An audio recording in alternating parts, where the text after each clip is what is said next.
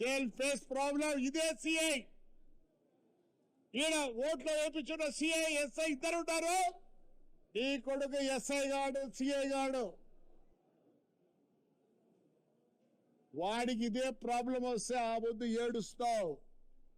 దేవుడు నీకు ఇచ్చినాడు ఆ డ్రెస్ మాకీలే.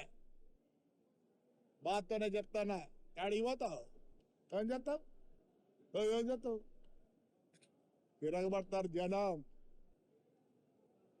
నువ్వు రావాల్సిందే, మా బుద్ధు రిగ్జేషన్ చేయాల్సిందే.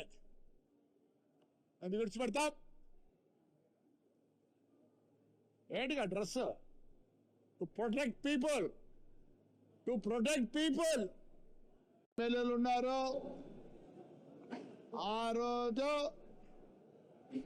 మమ్మల్ని పోటీ చేయనీయలేదు. మేము రిక్వెస్ట్ చేస్తాను ఈ పెద్ద నాయకులకి అందరికీ. మంచి పోస్టులు ఉన్నాయి, వాళ్ళకు ధైర్యం ఉంది. 2 మినిస్టర్లు ఉన్నారు, ఎమ్మెల్యేలు దండిగా మంది ఉన్నారు. ఏమే ఆ రోజు మీకు తెలుసు మన తెలుగుదేశం కార్యకర్తలు ఎంత అవసరపడినది. డెమోక్రసీ లేదు ఆవద్దు. నేను ఎందుకు చెప్తున్నానంటే ఆ పొద్దు ఈ పోలీసు వాళ్ళే పైనుంచి ఇన్స్ట్రక్షన్స్ వచ్చినాయని హౌస్ అరెస్ట్లు, ఒకవేళ నామినేట్ చేస్తే రిగ్గింగ్.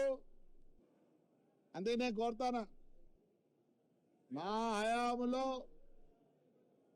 ఈ ఎలక్షన్ జరిగింది, దాంట్లో కొందరు యునానిమస్ అయినారు.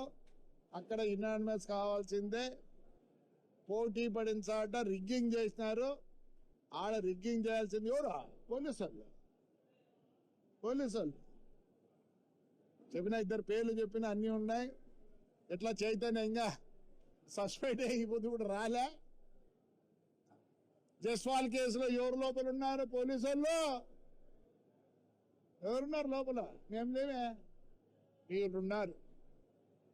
ప్రజల్ని కాపాడండి. పేపర్లలో చూస్తాను నేను గబ్బు. మీరు అనుకుంటారేమో నీ కొడుకు ఎస్ఐ కానీ సిఐ కానీ కాలేడు. వాడికి మాకు వచ్చిన ప్రాబ్లమ్స్ వానికి వస్తే ఎవరు సేవ్ చేసేది? ఈ దేశంలో law and order done by the police. ఇవన్నీ తప్పితే మాకుండింది కోర్టులు,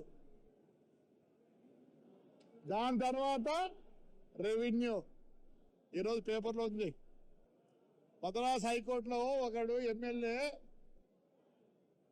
వేస్తే వాడిని డిస్మిస్ చేసినారు 2010లో. జడ్జిమెంట్ ఈరోజు వచ్చింది. 10లో జరిగితే జడ్జిమెంట్ ఈరోజు వచ్చింది. అంటే 10, 20, 26 జడ్జిమెంట్ వచ్చింది. ఎవరు సార్ సేవ్ చేసేది? మాట్లాడటోళ్ళని 94 కేసులు సార్ జైలుకి వచ్చిన. ఉంటే చేయండి. ఇది ఎన్ని ఉన్నాయి పార్ట్స్? ఈ పార్టుకు, ఈ పార్టుకు, ఈ పార్టుకు, ఈ పార్టుకు, ఈ దానికి, దీనికి చేసి 96 కేసులు చేసినారు. ఏం కాదులేండి.